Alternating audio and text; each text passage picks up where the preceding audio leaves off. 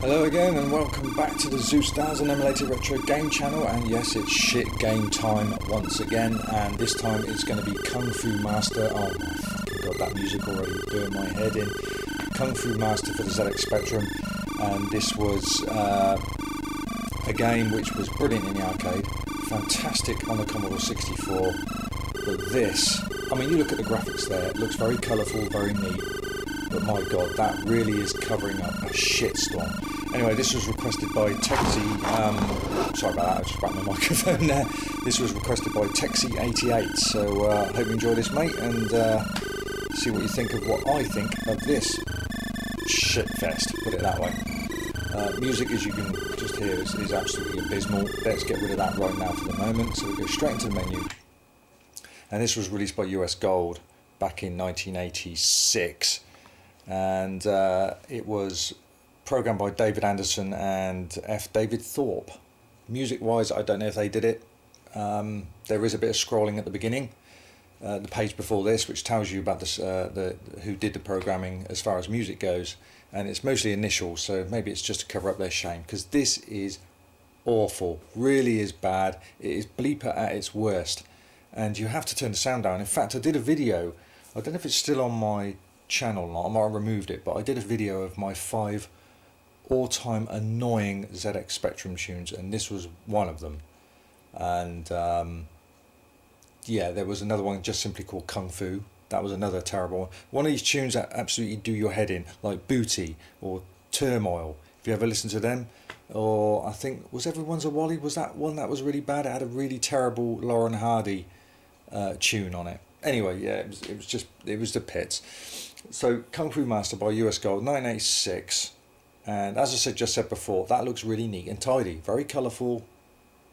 The text, the actual fonts, sort of that Kung Fu kind of writing that we all see in a lot of Kung Fu games. That sort of, it's in Bruce Lee as well, you know, that sort of text. But it's such a shit fest. So let's crack on with it now, and we're going to rate it at the end on the shitometer. Now I've got Kempston, I'm going to use joysticks. You'll hear some clicking from my turbo, quickshot turbo. Start, right, let's go. S, obviously.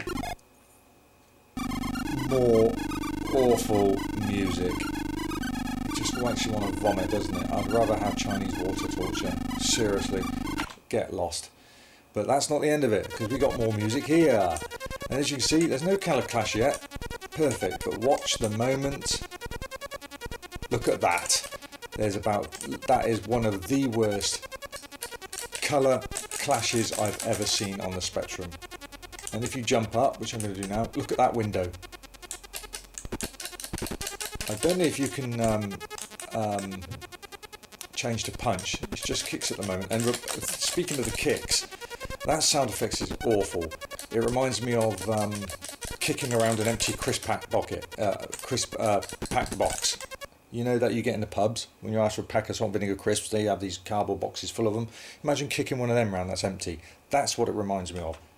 Stinks.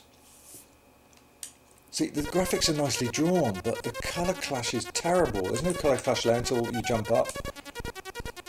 And I can very rarely get to the third flipping screen. They just hug you. It's so bad.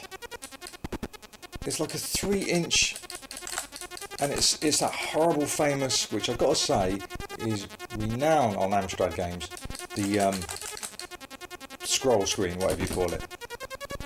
You know, like that, one screen at a time. It's just this. Oh, and look at my energy already. I can't get anywhere on this. I've never got to boss 1 of this game. And I'm right back at the beginning again. Oh, I mean, look at the Kung Fu Master font there. That looks really cool. It does look nice in stills, but the moment it starts moving and the moment you start hearing it, you think, what the fuck am I watching here? And I know it's 1986, but I'm sorry, that colour clash is fucking awful. Games in 1986. You look at Dynamite Dan, or even Dynamite Dan 2, 1986, and you show me much colour clash in that. and especially homebrew games in the last 10-15 years, there's no colour clash at all. It's been absolutely mastered, totally eradicated colour clash on Spectrum games, especially the homebrew games. Oh, come on. There's no colour clash there going across the red. But look at the characters, as if they've got a 3-inch square around them of purple, invisible purple. Fucking music. See, I can't, it's so unplayable as well. This was well overdue in the shit game time section. And that's it, game over already. More awful music. Let's give it another go, as much as it pains me. Oh, again with the music, let's get the hell out of there and press start straight away. Honestly, come on, get out. That music would just clear the hardest earwax you've ever had. And I don't understand that. Look at that. I don't understand why it's that much colour, that much of a clash problem. It's probably the worst I've ever seen. And this was going for £7.95 retail price back in 1986. If I bought that and saw this and played this, I would be gutted, because back then I would have been around 13 years old. And that's a lot of money for a 13-year-old. Or it would be even heartbreaking if you saw it in magazines and you ask your parents to get it for Christmas, and Christmas Day comes, or your birthday, and you get this, and you get, at last I got it, brilliant. And you load it in, and you get greeted with this. Heartbreaking. Bottom line is, just get off. The bottom line is, if you want to play a decent version of this game on the 8-bits, you've got to play the Commodore 64 version. That is absolutely wicked. I mean, it really is a good game. It's fast, it's playable. This isn't. It's just a shit fest. The music is awful. Look at that screen, the scrolling. I'm going to die again now. I just can't get anywhere in here. I can't get to the first boss. See, it's just so unplayable. It's really crud. And again, back to the fucking start.